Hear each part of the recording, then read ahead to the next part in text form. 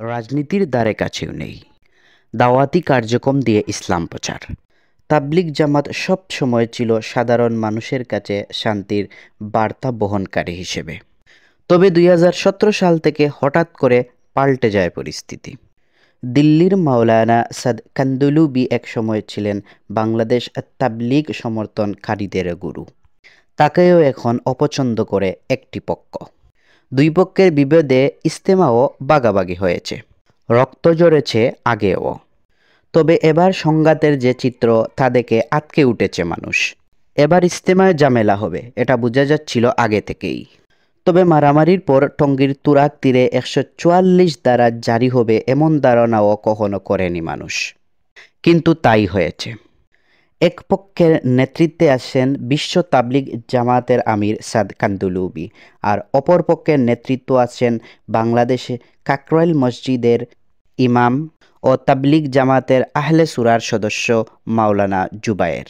দুই পক্ষই মানুষকে ইসলামের পথে আনার জন্য কাজ করছে। তাহলে তাদের মধ্যে বিরোধ কেন? এই প্রশ্নের জবাব খুঁজতে গেলে যেতে হবে অর্ধ যুগেরও আগে সময়ে। ২০১৭ সালে মাওলানা সাদের বেশ কিছু বক্তব্য ছড়িয়ে পড়ে। তিনি বলেছিলেন বুটের সময় হাতের আঙ্গুলে যে রং দেওয়া হয় তার জন্য নাকি নামাজ হয় না, তাই বুট না দেয়াই উচিত। এছাড়াও নামাজ ও কুরআন পড়ে টাকা নেওয়ার বিরোধী ছিলেন মাওলানা সাদ। তিনি বলেছিলেন মাদ্রাসা মসজিদ থেকে বেতন গ্রহণ করা উচিত নয়। কুরআন শিখিয়ে বেতন গ্রহণের বিষয়েও বলেন একই কথা। মিলাদ ও ওয়াজ মাহফিলের কর্মকাণ্ড এর মধ্যে পড়ে বলে তিনি মনে করেন। তিনি আরও বলেন, মাদ্রাসাগুলোর শিক্ষকদের মাদ্রাসার ভিতরে নামাজ না পড়ে মসজিদে এসে নামাজ পড়া উচিত। এতে করে মানুষের সাথে যোগাযোগ বাড়ে। মাওলানা সাদ মাদ্রাসায় জাকাত না দেওয়ার পক্ষে। তার মতে ওই জাকাত বৈধ হয় না। ক্যামেরা সহ মোবাইল ফোন ব্যবহারেরও বিরুদ্ধে মাওলানা সাদ। তার মতে পকেটে ক্যামেরাওয়ালা মোবাইল রাখলে নামাজ হয় না। যে আলেমরা ক্যামেরাওয়ালা মোবাইল রাখাকে জায়েজ মনে করেন তারা উলামায়ে সু। এরা হলেন গাদা। তার মতে মোবাইল ফোনে কোরআন পড়া ও শোনা প্রসাবের পাত্র থেকে দুগ্ধ পান করার মতোই। তিনি এও মনে করেন হেদায়েতের সম্পর্ক যদি আল্লাহর হাতে হতো তাহলে তিনি নবী পাঠাতেন না। দ্বন্দ্ব আরও নানা বিষয়ে আছে। মাওলানা সাদ তাবলিগ জামাতকে কোনো রাজনৈতিক দল বা ধর্মীয় দলে যুক্ত করতে পছন্দ করতেন না। তবে বাংলাদেশে তাবলিগের নেতৃত্বে থাকা অনেকেই বিভিন্ন রাজনৈতিক দলের নেতৃত্ব দিয়ে থাকেন। এমন আরও অনেক বয়ান সামনে আসার পরেই ২০১৭ সালে মাওলানা সাদের নেতৃত্ব মানতে অস্বীকার করেন জুবায়ের পন্থীরা।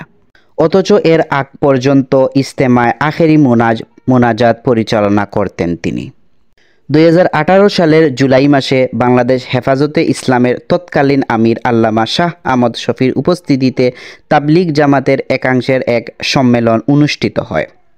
সেখানে মাওলানা সাদ কান্দলবিকে বাংলাদেশে নিষিদ্ধ সহ বিভিন্ন সিদ্ধান্ত নেওয়া হয়। তবে মাওলানা সাদের বক্তকুলেরও অভাব নেই বাংলাদেশে। তাবলিগ জামাতের জন্মের সাথে তার পরিবার জড়িয়ে আছে।